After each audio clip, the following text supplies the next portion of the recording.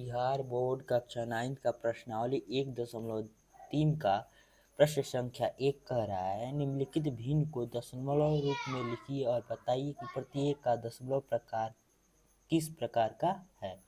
तो प्रश्न संख्या 1 नंबर में है, आइए इसको हल करते हैं। प्रश्न 1 का 1 नंबर 36/100 तो पहले हम लोग शांत को आसान तरीका से निकालने को हम पहले बता देते हैं और उसके बाद इसका दशमलव प्रसार भी निकालेंगे। तो शांत अशांत को आसान तरीका से निकालने के लिए हर का ये 36 ऊपर वाले को अंश कहते हैं और नीचे वाले को हर कहते हैं। तो हर का अभाज्य गुणनखंड में 2 × 5 में से कोई भी एक बार आना चाहिए।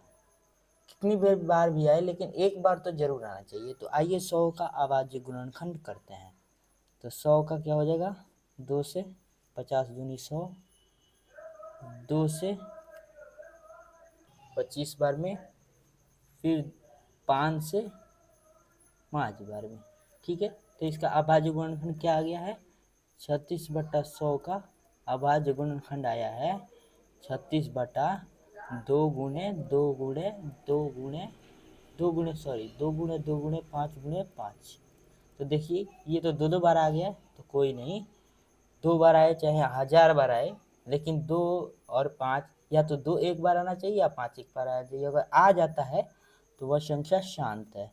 शांत का मतलब वो है कि दशमलव डालने के बाद पूरा कट जाइए। अब आइए इस संख्या को हम लोग दशमलव प्रसार निकालते हैं। तो इसको निकालने के लिए सबसे पहले 100 भागा 36 करेंगे और फिर यहाँ 0 दशमलव डाल देंगे, फिर यहाँ पर 0 आ जाएगा। 100 × 300, फिर 60 बच जाएगा, एक 0 आ जाएगा। 100 6 600। देखिए ये पूरा कट गया और इसे पहले ही पता चल गया कि ये शांत है। तो आइए अब प्रश्न संख्या 1 के दूसरा नंबर देखते हैं। दूसरा नंबर है 1/11। तो इसका अभाज्य गुणनखंड क्या होता है, 1 × 11 होता है। आप देख लीजिएगा, कॉपी भी कर लीजिएगा। इसका अभाज्य गुणनखंड 1 × 11 होगा। तो ये अशांत है क्योंकि इसमें से इन दोनों में से कोई भी एक नहीं आया है, तो ये संख्या अशांत है। और अशांत है तो अशांत। अब इसका गुणनखंड यहाँ से भाग देकर इसका दशमलव प्रसार निकाल लीजिए। इसका दशमलव प्रसार निकाल लीजिए, 11/1। ठीक है, यहाँ पे 0 दशमलव डाल के 0 आ जाएगा। फिर भी ये इसे कम पड़ रहा है, फिर 0 डाल के फिर 0 आ जाएगा। 100 × 9 = 99, 11 × 9 = 99, सॉरी, 1 बच जाएगा, फिर 0 आएगा। फिर काम नहीं चल रहा है, फिर 0 डाल के 0 उतारेंगे, 100 × 9 = 99। ये 1 आता ही रहेगा, फिर 0 डालकर पहले 0 तो आ जाएगा पहले, फिर 0 डालकर 0 आएगा, 100 × 9 = 99। ऐसे ही आता रहेगा। इसका शेषफल 1 बचेगा। तो यह अशांत है, ये कभी पूरा तरह कट नहीं पाएगा। आइए अब तीसरा नंबर सवाल देखते हैं। इसमें का प्रथम का तीसरा नंबर क्या कह रहा है, 4 होल 1/8। तो इसको पहले हम लोग बट्टा में लाएंगे। तो होल को तोड़ना तो आपको आता ही होगा। इसमें गुणा करते हैं, इसको जोड़ देते हैं, 8 × 32 से 33/8। तो इसका अभाज्य गुणनखंड क्या आता है, 2 × 2 दूनी 4 दूनी 8। देखिए 2 × 2 × 2 आ रहा है, तो यानी यह शांत है, यह पूरा कट जाएगा। क्या है, शांत है, जो पूरा कट जाएगा। तो यह पहले यहाँ पे लिखा जाएगा शांत है, और यह पूरा कटेगा कैसे, 8/33 करिएगा तो 8 × 4 = 32, 1 बचेगा, दशमलव डाल के 0 उतारेंगे, 8 × 8, फिर 2 बचेगा, फिर 0 आएगा, 8 दूनी 16, 8 दूनी 16, फिर 4, फिर 0 आएगा, 8 × 5 = 40। ये देखिए पूरा यहाँ पर कट गया। ठीक है, चौथा नंबर भी देख लेते हैं। चौथा नंबर कहाँ पे देखें, यहाँ पे चौथा नंबर, इसको देखते हैं यहाँ पे इसके बार। चौथा नंबर सवाल भी हल कर लेते हैं इधर साइड में। चौथा नंबर क्योंकि पेज को जाना है। चौथा नंबर क्या कह रहा है, चौथा नंबर में है 3/13। 3/13, तो इसका अभाज्य गुणनखंड क्या होगा, इसका अभाज्य गुणनखंड होगा 1/13। ठीक है, तो इन दोनों में यह शांत है कि यह शांत, तो कहेंगे कि आप लोग क्या कहेंगे कि शांत है। कैसे, क्योंकि ये 2 × 5 एक भी बार नहीं आया है। ठीक है, तो यह क्या है, अशांत। और इसका गुणा करेंगे, इसको भाग देंगे 13/3। ठीक है, तो 0 डाल के 0 उतरेगा, 13 दूनी 26, और फिर इसमें से 4 बचेगा, फिर 0 आएगा, 39, 39, और फिर 1 बचेगा, फिर 0 आएगा, 1 बचेगा, 0 आएगा, फिर 0 रहेगा, 0 आएगा। ठीक है, तो ऐसे ही यह जो है यह अशांत होते जाएगा। ठीक है, तो आइए अब 5वां नंबर सवाल देखते हैं। इसमें का 5वां देखते हैं, 2/11। 5 नंबर यहाँ स्केल पार कर, इधर 5 नंबर समझा दे रहे हैं। यहाँ देखिए, यहाँ 5 नंबर में क्या कह रहा है, 2/11। 2/11, तो इसका अभाज्य गुणनखंड, हर का अभाज्य गुणनखंड क्या होगा, 1 × 11। तो ये जो है अशांत है। अब इसका दशमलव प्रसार कितना होगा, तो 11/2, 2/11 करेंगे, 11/2, तो कितना आएगा, तो देखिए कितना आ रहा है, 2 बचे 10, 1 बचेगा, दशमलव नहीं 2/11, सॉरी, ये 2/11, 2/11, दशमलव डाल के 0 उतरेगा, 11 कम 11, फिर कितना बचेगा, इसमें से 9 बचेगा, 10 जीरो, फिर 0 उतरेगा, फिर 11/88, फिर 2 बचेगा, फिर 0 उतरेगा, 11 कम 11। ठीक है, फिर 9 बचेगा, फिर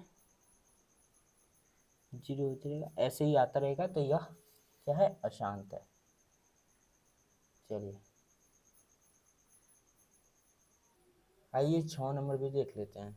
6 नंबर सवाल क्या है, 6 नंबर सवाल है, ये देखिए, 329/400।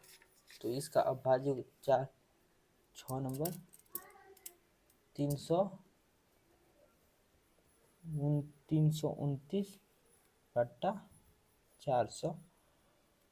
ठीक है, तो क्या होगा, 400 का अभाज्य गुणनखंड करेंगे आप, यहाँ पे कर लेते हैं, यहाँ पे 400 का, तो 2 से कटेगा, 200 में, 2 से 100 बार में, 2 से 50 बार में, 2 से 25 बार में, 5 से 5 बार में, यानी 2। देखिए, तो इसका अभाज्य गुणनखंड होगा 2 × 2 × 2 × 2 × 5 × 5। अभाज्य गुणनखंड ये देखिए, यह है शांत, क्योंकि 2 और 5 दोनों आ गया है। ठीक है, अब इसका प्रसार ज्ञात कर लेते हैं। दशमलव प्रसार शांत है। ठीक है, अब इसको दशमलव प्रसार ज्ञात कर लेते हैं। 400/329, 0 दशमलव डाल के 0 उतारेंगे, 400×3200, कितना बचेगा, 90, फिर 0 आएगा, दूनी 800, 100 बचेगा, फिर 0 आएगा, फिर दूनी 800, कितना बचेगा, 4 दूनी 800, फिर 8 दूनी 100 ही बचा, फिर 0 आया, 4 दूनी 800, अब कितना बचेगा, 200 बचेगा, फिर 0 आएगा, तो 4 × 5 = 2000। ठीक है, आशा करते हैं प्रश्न नंबर 1 समझ में आई होगी। आइए अब प्रश्न संख्या 2 की ओर चलते हैं। प्रश्न संख्या 2 है, आप जानते हैं कि 1/7 को भाग देने पर 0.142857 है। वास्तव में लंबा भाग दिए बिना क्या आप यह बता सकते हैं कि 2/7, 3/7, 4/7, 5/7, 6/7 के दशमलव प्रसार क्या है? यदि हाँ तो कैसे बताना है? संकेत दिया है, 1/7 का मान ज्ञात करने समय शेषफल का अध्ययन सावधानी से कीजिए। ठीक है, तो आइए इस सवाल को हम लोग हल करते हैं। तो सबसे पहले दो का